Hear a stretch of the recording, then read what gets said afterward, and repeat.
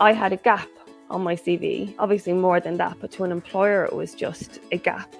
And I didn't know anything about recruitment, so I had started to send my CV out, and maybe like a lot of you, there's no response. There's not even a no. Like, it's not like, you're not suitable. It was just, we don't want you.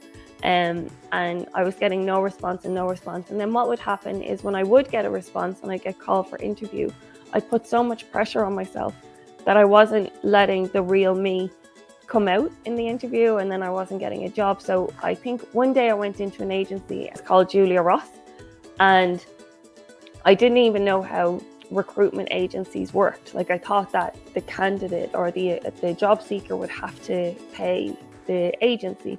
But I went in and they had an internal temporal just to help them sourcing through candidates. So I got that.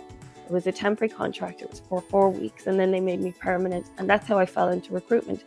But what really dazzled me was, I've been looking for a job for a good year, and I kept up the hospitality while I was doing it.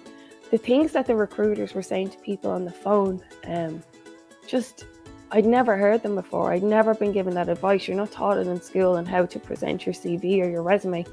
And what I found was that if I had known the information that I had learned in those first 4 weeks in the agency, that I wouldn't have been unemployed for as long as I had been. And the reason that I named the talk Marketing Your Story is that everybody has a story. Like, what happened with me was that when I went in to tell my story to companies, and I had the gap on my CV and hospitality, I didn't own that. I didn't say, well, no, it was a decision, it was this.